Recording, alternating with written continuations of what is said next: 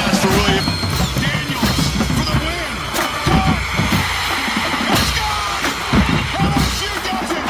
Directing receivers, flips it to the end zone. Caught. Touchdown. Marvin Harrison Jr. making a huge impact. Here's Edwards with the lay. Donovan Edwards down the sideline. Gets past Ransom. Donovan Edwards. Touchdown, Michigan. Welcome into the CFF Sites Week 0 podcast. I'm joined by my partner, as always, Mike Bainbridge. Mike, we're just going to kind of give everyone a rundown. You know, here we are, Week 0. It's go time. As a matter of fact, I think you put that into the Discord this week. There's not a ton of games this week, but we get a little taste of college football finally. So, you know, here we are recording this on a Thursday evening before the games, just to try to get this out there on Friday to give everybody one more tidbit of information or just a little bit of tease some college football out there before the games actually start, right? Yeah, this week is, I don't know, you go through the off season. I mean, me and you feel the same way. You go through the off season, and just when this, even Week 0, when this week hits, it's just like, I got 7 tabs up of all the sports books right now. I got DraftKings and FanDuel up for setting my lineups.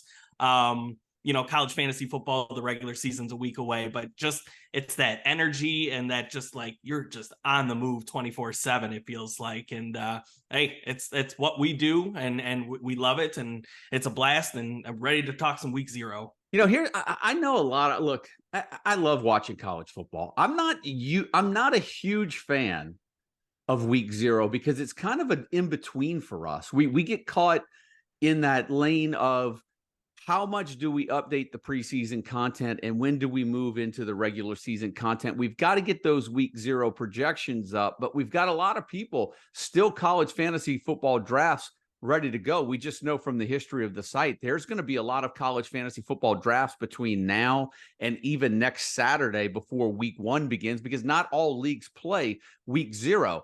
So I think when you're talking Week 0, I think a lot of DFS action will come in this weekend, though, right? I mean, you've got a slate, people that have been itching for college fantasy on the DFS slate. It's finally here. Here we go. Yeah, we're actually, in addition to DFS, we're seeing a lot more books. Like I just said, we're seeing a lot more sports books put up a healthy dosage of props, right?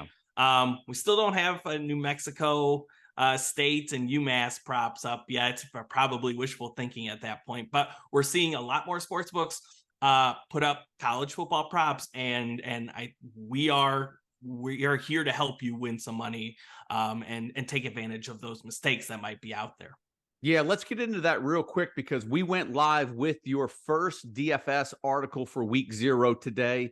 We went live with the Week 0 player projections yesterday. I'll just give everybody a rundown of the content. Like, Week 0 is a little wonky because we don't, you know, we're trying to get ready for a regular season, but we still have members coming in you know, to get their memberships here. So we leave a lot of stuff up on the site. This is a transition period. By the weekend, we will have up there on the site, just so everyone knows, for your, you know, traditional college fantasy football formats. We will have my news and notes, your waiver wire pieces. Those will hit as early as next week. They'll probably be abbreviated versions because we don't have many games on the week, but during the season, the college fantasy football fans can expect those news and notes pieces and the waiver wire pieces at the beginning of the week. And then as we get into the week, you know, depending on whether or not we write up any Thursday or Friday slates, we've got those coming in the middle of the week for DFS. The projections usually hit on a late Wednesday night, early Thursday morning. That's always been our MO. It takes time to get those projections done, so we can't necessarily get them out early. As we get later in the season, when we get those Tuesday, Wednesday, Thursday games, we try to get those games up just for a lot of the DFS guys. And then, of course, your DFS content at the end of the week. But if you don't have a membership right now, I'm telling you, the Discord has been popping for the last week. All of these fall reports are coming in. Most teams have had their final scrimmages. The Discord, I've been getting alerts on my phone left and right. It's only going to continue to get busier, especially as we get closer to the kickoff weekend of week 1. a lot of late news that comes in early in the morning. Mike, I'm going to let you put an exclamation point and put a bow on top of this, but just speak to the importance of being a member and getting in that Discord if you play college fantasy football or DFS. Yeah, we tweet out injuries, we tweet out player news and stuff like that, and we'll cover it on podcasts and articles, but everything that we find with regards to injuries or player news or what have you, and answering questions about your CFF football teams, we're doing that in the Discord. Like you said, it's filling up every single day, just as it has the past few years. People have said like that Discord is worth the subscription alone. As much as my fiance hates me being on the computer all the time and being on the Discord, but that's part of the fun, is being in that community that we have built over the last few years, and it really is a blast to be a part of. And we give our DFS suggestions, our CFF suggestions, any bets maybe that we're placing. I'm placing a ton of prop bets, and I'll let everybody know in the Discord what I'm looking at. So it really is the place to be for college fantasy players. And I think it would only be right to really give a lot of thanks and appreciation for all of the subscribers to the site, because really what the Discord is it becomes a big crowd source of information. And we have to thank a lot of our followers as well and subscribers that find stuff as well, because 130 plus teams, it's just hard for one person to stay on top of all of that. And so a lot of thanks to you guys over in the Discord that really just help us scour the college fantasy football landscape, college football landscape, and throw that in. Well, here we go, Mike. We've got week 0 here on tap, abbreviated version here. So there's really not a ton to go into. I think what we'll do is we'll really just kind of touch on what we're looking at from a college fantasy football perspective going into these matchups, questions that we had maybe about a team or a position on a certain team, and then any nuggets we want to throw out in regards to DFS. Maybe you want to touch on from that you noticed while you were doing some of your write-ups. So we're going to go ahead and do that, man, because the first game on the slate is Navy Notre Dame. They're going to kick some things off. The one thing about this slate is that there just doesn't seem like, and I could be wrong, competitive games when you're looking at some of the bigger teams. I don't know if we're going to get competitive games when you're looking at matchups like Notre Dame and USC, and then you've got a lot of small schools on there, so they get exposure. But for us college fantasy football fans, it's just a chance to see the ball go in the air, kicked off. But from a competitive standpoint, it'll be interesting to see what happens. So for me, Notre Dame, Navy, feels like a mismatch. Could be wrong, maybe wrong. I hope I'm wrong. I'd like to see a competitive game. But I really would, for me, I want to see what Sam Hartman looks like. You mentioned the prop bets as well. Like I think we've seen a passing number on Hartman. I think his projections are coming well over that prop number. I do like the over. Well, under the prop number. Yeah.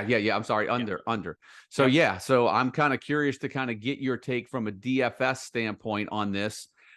Because it's going to be interesting watching Notre Dame. Tommy Rees is no longer there, but we think we know what we're going to get. Sam Hartman there, Audric Estime there at running back. It'll be curious to see how the wide receivers get utilized. That's what I'm looking for from the fantasy standpoint. What about from a DFS point? Yeah, not a ton of interest here, just because Navy has a new a play caller, offensive coordinator, but it's generally going to be a very similar offense, right? The spread option type that they've run in the past. So they are going to try and slow the game down from that perspective.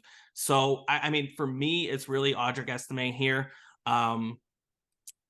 Looking at the past history of Gerard Parker, the new offensive coordinator, when he spent time the last 2 years at West Virginia, he gives his running back one a ton of carries.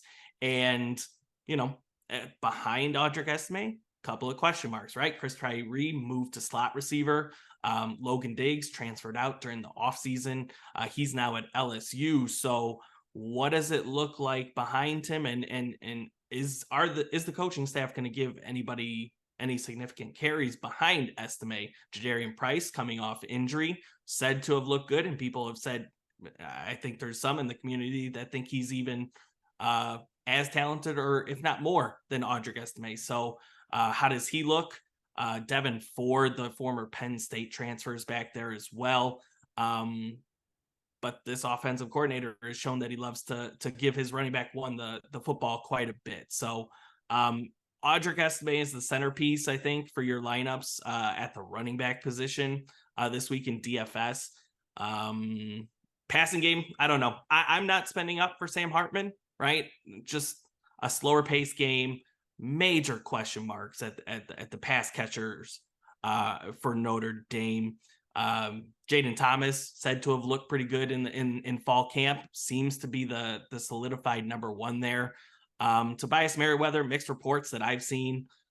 Chris Tyree's really never done a ton in his career. That was at running back, now at receiver. But I don't know. I think this is a game, especially, and I looked, heavy rain expected last I checked. So maybe a ground and pound type game. And I think Audric Estime is probably the safest, absolutely the safest play from this Notre Dame offense. Next game up on the slate, man, UTEP at Jacksonville State. Rich Rod's team full-time in the FBS now. Tyron Smith, UTEP wide receiver, projects out as the number one receiver this week. Just ahead of Vanderbilt's Will Shepherd. So from a fantasy standpoint right now, I think that's where the safest option is for me from a college fantasy standpoint. Is it that for you for DFS as well? Yeah, it's really the receivers that garner the most interest for me. Deion Hankins is a decent play at 7,800 on DraftKings. You're playing a team in Jacksonville State new to the FBS. So I think they should have a decent amount of success on offense and running the football there. I don't know. UTEP and this coaching staff has typically split carries in the backfield though. So not a ton of interest there. It's really the wide receivers, and just doing a little bit of research. You said Tyron Smith is one of our highest projected players at this week at receiver. Wide receiver 2, Kelly Akiari, I believe that's how you say his name. Modest pricing at 5,600. Last year, just researching, he really struggled with the playbook and drops reportedly. And some of those things have been cleaned up. And so he's gotten not a lot, but he's gotten some buzz during fall camp. The one thing that is noticeable, if you look the last 3 years, and we noted this in our DFS write-up, 26% volume or target share for the wide receiver 2 in this offense. Generally speaking, it's been 2 guys at receiver that's gotten the bulk of the targets in this offense. And we know it's going to be Tyron Smith 1. Kelly Akiari could be a under-owned play that could pop this week for me on the UTEP offense. Yep. Well, let's go to the next matchup, UMass against New Mexico State, Mike. For me, for New Mexico State, it's about quarterback Diego Pavia. We know that they have a couple of running backs that they can give the ball to. Star Thomas, Jamani Jones, both of those guys in our top 15, projected within our top 15 running backs this week. For me, I don't really have a lot of interest in UMass from a college fantasy standpoint. For me, want to see Diego Pavia at quarterback in that New Mexico State offense this year. Kind of give us a tip of what we can expect over the next few weeks from them. From a DFS, is there anything there?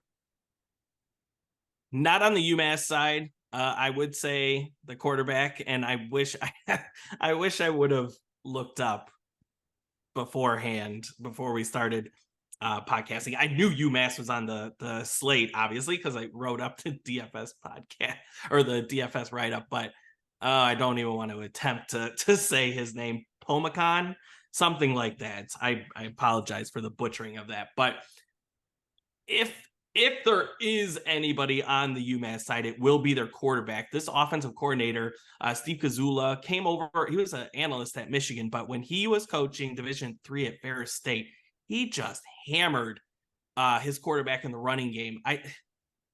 Jairu Campbell. Oh, I'm butchering another name, but he was a former 4-star prospect, was committed to Michigan State at one point, and this is going back a few years at this point, but he transferred to Ferris State. He ran in 15 games. He ran the ball over 250 times as a quarterback, right?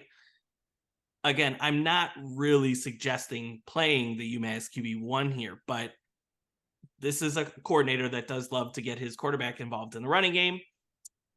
And we know that dual threat quarterbacks can be valuable. So just that tidbit there. I think on the New Mexico side, look, it's Diego Pavia, right? He's the centerpiece of the offense. They really spread the ball around at receiver. They don't really throw the ball much. So if you're spreading it around and not throwing the ball much, you're probably not going to be too invested in the receivers. Split 3 ways potentially in the backfield, plus Pavia runs the football. So not a ton of interest outside of the New Mexico State quarterback. We just need to come up with nicknames with guys that we don't know how to pronounce. I mean, we'll just call him FOMO, and I don't think anyone's going to have FOMO on getting him into their lineup, right? So, I mean, I think even though you talk about utilization rate, I don't think anybody's going to have FOMO this weekend on FOMO. I would say his name is I would say TP, his initials, but then I just think of toilet paper. So maybe not that. Look, I mean, we might need some toilet paper to wipe that if he's that bad, right? So let's go. Here's an interesting one.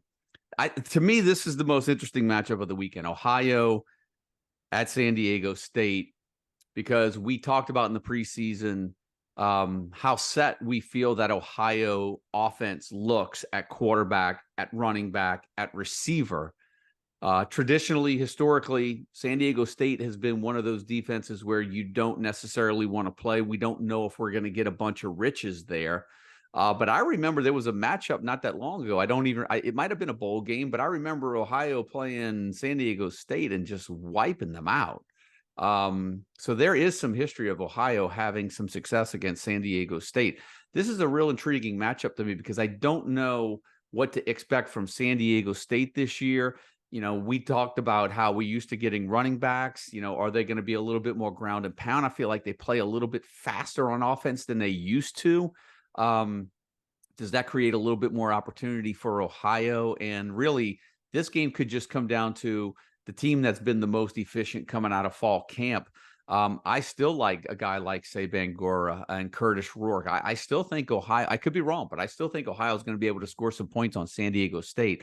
I'm curious to see this San Diego State offense. I'm staying away from them from a fantasy standpoint, but curious to see this matchup here. You know, if this was a regular week and this was a week 1 game, I don't know how you can sit some of your Ohio players unless you have better matchups. But, you know, this is one of those matchups, Mike, where Bangura, Curtis Rourke, Sam Wiggles, I'll just call him Sam Wiggles, since we've given everybody nicknames.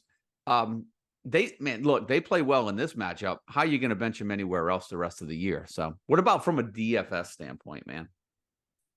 From a DFS standpoint, I think I've settled on the fact that I do not want to have all 3 in my lineup, right? We think of the big 3 at Ohio, sure, right? Sam Wiggles, Bangura, Curtis Rourke. Wiggles. They're Wiggles. Yeah, Wiggles. Their implied team totals only 23.5 points, right? So they're only projected to score around 3, maybe 4 touchdowns this week. I don't think you're going to get a ton of fantasy production from all 3 with that implied total. There's some turnover on the San Diego State offense, especially up front in their front 7. So I think that's why I favor Bangura this week over the passing game, particularly with, you know, the storyline of Curtis Rourke, who's said to be 100%, but is coming off the ACL injury from the end of last year. So who knows if he's exactly 100% entering this matchup. That's, I think, the big takeaway from me coming out of researching Ohio is that I don't want the big 3 stacking them in my lineup. Undervalued piece, I think, might be Tyler Walton. He has been a productive player when healthy the last few years. He's min priced on DraftKings, and last year's wide receiver 4 from Ohio had 50+ targets last year. So for min pricing, if he's truly the wide receiver 4, I think he could have some potential value there. But on the San Diego State side, probably just Jalen Maiden, the quarterback, starting quarterback. Reasonably priced at 5.9K.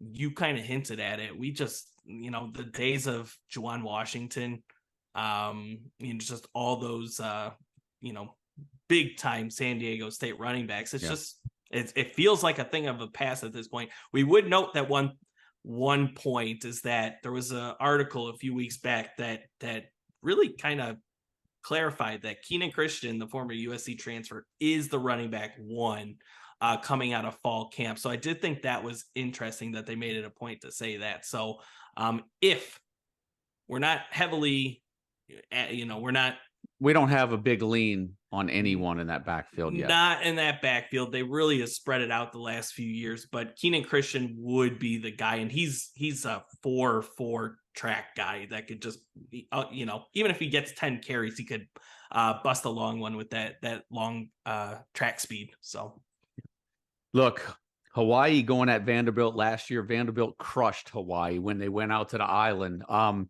One of those games where if you have Will Shepherd and you're not incorporating week 0, you're sad that this one's not into the regular season.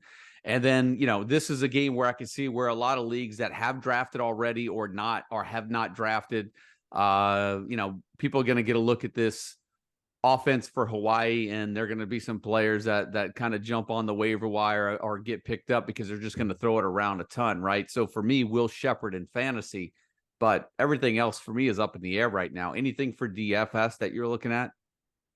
Will Shepherd, definitely. And I think you made a great point on Will Shepherd from a CFF standpoint, in that this game is week 0, because he absolutely dominated during the first month a year ago. 7 of his 9 touchdowns came in September last year against non-conference opponents. And then obviously he faces the tougher SEC schedule and wasn't as successful.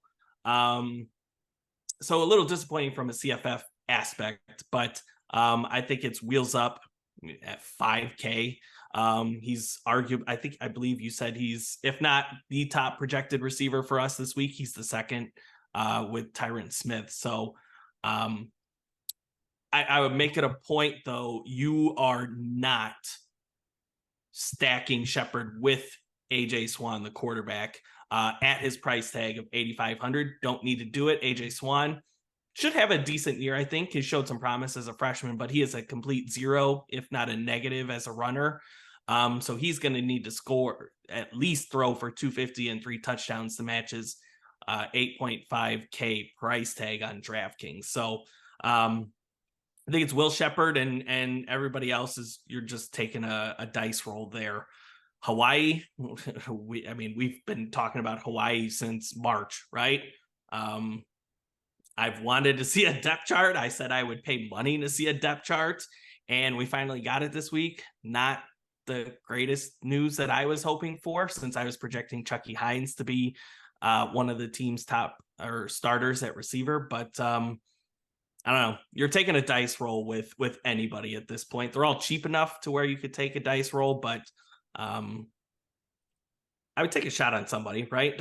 Wouldn't you agree that Hawaii's probably not going to be able to run the football this week, right? So they're going to chuck it around. Yeah. Can you hear me?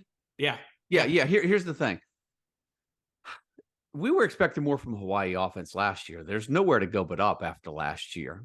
I'm still not convinced they're going to be that good either, right? So, who knows? Their offense just might suck again, right? I mean, Tylan Hines, I really like him. And I wonder how many people, just because you basically said you're not stacking Swan and Shepherd. I wonder how many Mike Bainbridge faders out there are all of a sudden going to stack Swan and Shepherd. They're out there. You said that you're not going to. So, yeah. But no, man. Look, in the Hawaii offense, I don't know, man. I agree with you. It's the offense that you want to take a roll of the dice with. But man, if they're just as bad as they are last year, because we don't know how good they're going to be. Oh man, it could get ugly again. I would say if you're going to play somebody, there's 5 options, and they're all receivers. You're not starting Braden Shager because he'll throw it 40 times probably, but he's a non-runner. And he's going to need to throw for 300 plus probably to reach value. So I would look at the receivers. The trouble with the receiving depth chart that we saw, they don't indicate outside versus slot receivers. And for those that are just getting back into college football research, Hawaii is implementing the run and shoot offense fully again this year. Inside slot receivers, you are almost guaranteed 100+ targets in a season based on, past history looking at this system. We don't know who that's going to be. Stephen McBride, the Kansas transfer, probably going to be an outside receiver. Pafele Ashlock, who was the surprise redshirt freshman that showed up on the depth chart on the first line, he's 6'2", so I don't know if he can really translate in the slot. I don't know for sure. Haven't seen him play for the most part, outside of a few highlight videos. But Mike, after last year, I'd be willing to bet they could put a 4'5" guy in the slot. It doesn't matter. They just need somebody that can make plays, man.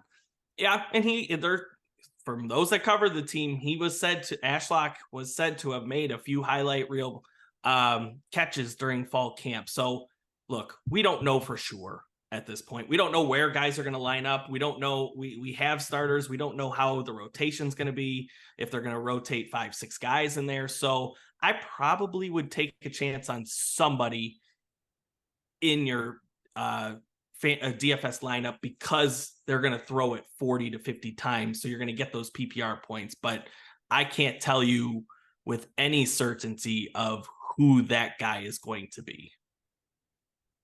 Let's go to San Jose State, USC. From fantasy standpoint here, we've got some options now. I think the big question mark is whether or not Justin Lockhart's going to play for San Jose State. But here's the thing. It makes me, is this game on the schedule for most college fantasy football leagues? I'm wondering how many commissioners out there have Caleb Williams and then found a way to incorporate week 0 into their schedule. And then the ones that don't have Caleb Williams have said, no, we're not playing with week 0 in our schedule, right? So I say that I wouldn't be surprised if something like that happens. It's unfortunate that you don't really, you don't have a game here to use Caleb Williams, who's been our overall consensus pick. And if the league doesn't use week 0, it's just one less week you have to use him. Curious to see what happens with USC, the running back situation with Marshawn Lynch there, the receiving situation. Obviously, Dorian Singer coming over from Arizona, but there's a bevy of receiver talent at Lincoln Riley's disposal. This is a real interesting watch for me. I want to see how the USC offense looks. Is it going to be just like last year where it's Caleb Williams and a bunch of people to spread it around?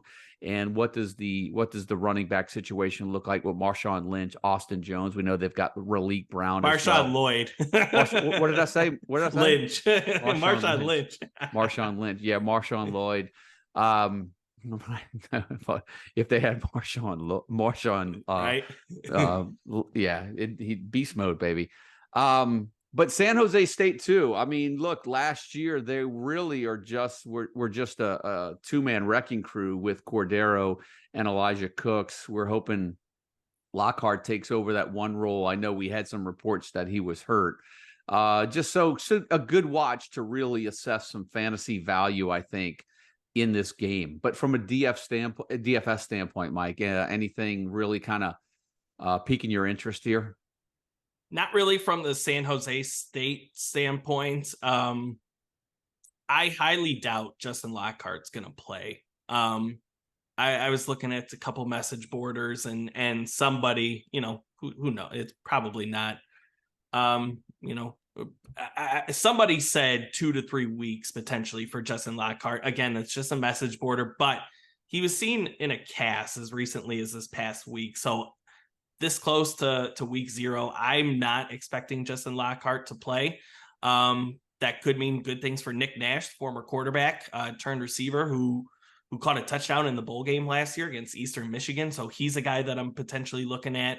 Charles Ross, both of them very similar priced on DraftKings. I think those are the top 2 receiving options that if you wanted to roster a San Jose State player, those would be the 2 guys you want there. I'm probably not playing Siobhan Cordero without his number 1 option here. No interest in Kyrie Robinson in the backfield. So I would say Nick Nash, Charles Ross for San Jose State. I was thinking about this, and it's too outlandish to say, they'll score 40, 50 points this week. Do you want a USC player in your lineup this week for DFS? Like, I will still play Caleb Williams. Don't get me wrong, but you look back to last season in his 2 kind of cupcake non-conference games, scored 24 and 31 points. Nothing to write home about as the highest priced player in the slate. Again, I'm still going to have him in my lineup, but something to consider. Running back, kind of the same thing, right? I look back to last year. They had 2 options in the backfield last year. Same with this year with Marshawn Lloyd, not Lynch, and Austin Jones. You look back to last year in one of their non-conference games, I believe it was against Fresno State. Both of them went for 100 yards and a touchdown. Yeah. Against Rice in another blowout situation, no running back had more than 6 carries, right? So we really don't know for certain how they're going to utilize that backfield, which causes some pause for me in rostering either Marshawn Lloyd or Austin Jones. And then you get to the receivers, and we've harped on this to college fantasy players this entire offseason. I think it's going to be spread all over between 6 and 7 receivers this year. Just they have too much depth. They don't have a Jordan Addison this year. Dorian Singer's probably the safest bet here, but I don't know. They're going to spread it around. They got talented backups. They got talented 5-star freshmen coming in. I don't know. Well, I don't have a ton of interest this week, to be honest. It's blasphemy to say with the USC offense, but I don't know if that I have a ton of interest here. I think the absence of Justin Lockhart, if he is going to be that true number 1 receiver for Chevin Cordero, I could argue and make a case that actually hurts the value of the USC players, because this game could potentially get a little ugly. And if San Jose State cannot score any points, you might see USC get up to 42 points and start kind of shutting down shop or getting other folks in that lineup, right? Other players in that lineup. Yeah, you are undoubtedly going to see Deuce Robinson, 5-star incoming like tight end wide receiver hybrid. You are undoubtedly going to see Zachariah Branch, 5-star freshman. They are going to rotate 6, 7, 8 wide receivers. The one thing I would caution people to look at, we'll check pregame, right? Be in the Discord. We'll provide you updates before game time. Taj Washington and Mario Williams, the 2 starting slot receivers for USC, both have been in and out of practice the last few weeks. Not exactly 100% in a potential blowout situation. How much do they play here, considering the depth that we're talking about? So I think those 2 I might completely fade, unless we get word before pregame that they're 100%. But again, something to monitor pregame. Yeah, sure. Last game of the weekend, FIU, Louisiana Tech. This one I'm excited to watch because I've got some shares of Hank Backmeyer this year, Cyrus Allen as well. I have some shares of Marquise Crosby, which, we know that he's going to be out to start the year, could be out a little while. Even got some word that Tyree Shelton was banged up over the last couple of weeks. So you're likely looking at like Jarvis Thornton carrying the load in that Louisiana Tech backfield. But this is a matchup against FIU. I really want to see what Backmeyer can do in this offense. I think this game has potential to be one of the more higher scoring games of the weekend. And that's entertaining for me, and a real good game to assess what I feel are those Louisiana Tech assets. Obviously Smoke Harris, Cyrus Allen, Hank Backmeyer. The backfield is not going to be settled for a while until Crosby comes back.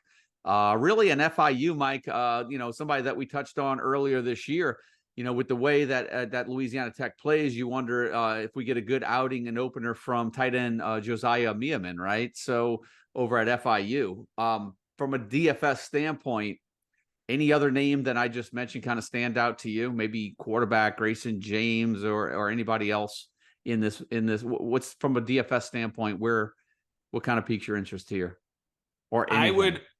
I would I'll start with FIU. Yeah. I would probably only play Grayson James in a game stack with Louisiana Tech on the other side. I do agree with you, though. I think this could be one of the more higher scoring, potentially even competitive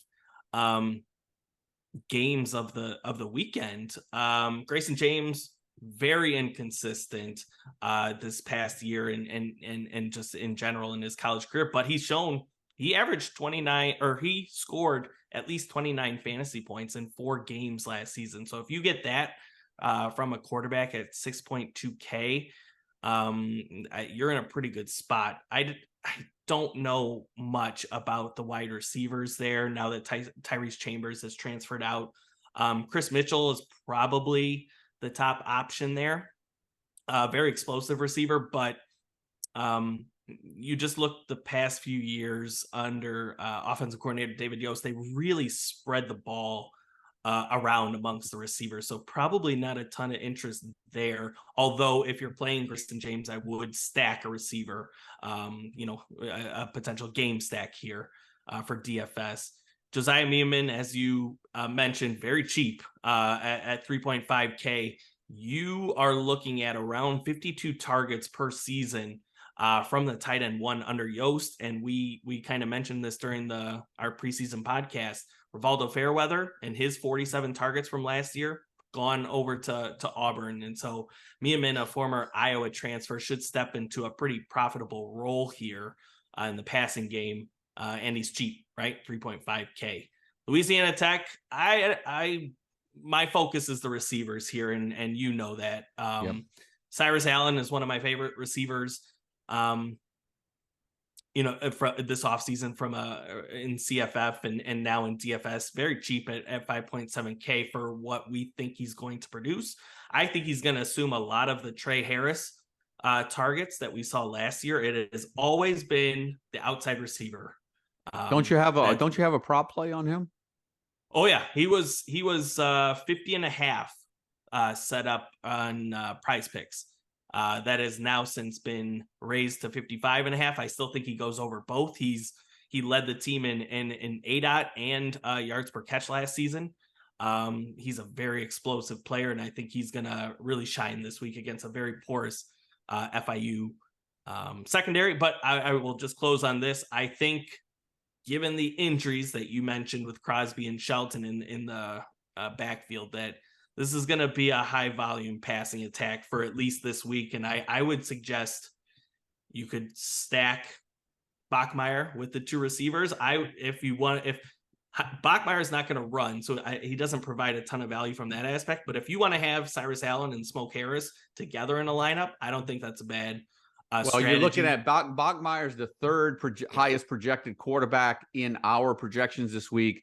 Harris and Allen 3-4 at receiver. So the projections feel the potential's there. I think you could play Bachmeier and the 2 receivers, or since Bachmeier is a non-runner, if you want to just stack both Cyrus Allen and Smoke Harris in a lineup, I think both are very fine strategies. Well, there you go, man. Look, we got to find a way. I don't know how we're going to do this next week with all the games that we have. We got to figure out how we're going to do next week's podcast, because at this pace, we would start it in week one and end it in week 2. So we're going to try to find a way to button some stuff up next week. But look, man, I think a lot of people were they're going to look forward to hearing this on Friday. It's going to kind of whet their appetite before the games on Saturday, but that's going to do it, man. I mean, anything that we left off the table that we want to touch on before we get out of here for week 0? I just hope it's not 100 degrees next week when we do cover 12 games, because I'm already sweating 30 minutes in right now. It is brutal weather here, and I'm ready for fall at this point. Well, down here, man, we've been between 98 and 102 for what seems to be about 17 of the last 20 days, and the humidity down here is absolutely ungodly. Well, look, man, you're in shape. I'm not. So well, I don't care how good of a shape you're in. I'm not in that kind of shape, Mike. So anyway, here's the deal, man. Let's wrap this up. Let's put a bow on it. Let's get this thing uploaded, get it up on the website. If you're not a member of the CFF site, plenty of time to come in and get Mike's DFS content. We've got the weekly player projections starting next week. We're going to hit you with the waiver wires, notes, and observations. all the traditional college fantasy football content that you're used to at the CFF site will be start hitting the website next week. And of course, the projections every week, Mike's DFS content. Now is the time, hot and heavy. The season is starting, and we appreciate everybody that's come in up until this point. All of the support that you guys have given us. We mention it every year, and we mean it very sincerely. You guys are what fuel us and keep the CFF site going year in and year out. And really, our passion just fuels the content that we make and create every year, every week for you guys. So that's going to do it for the Week 0 show. For my partner, Mike Bainbridge, my name's Joe DeSalvo. We'll see you guys when we're talking Week 1 next week. Till then.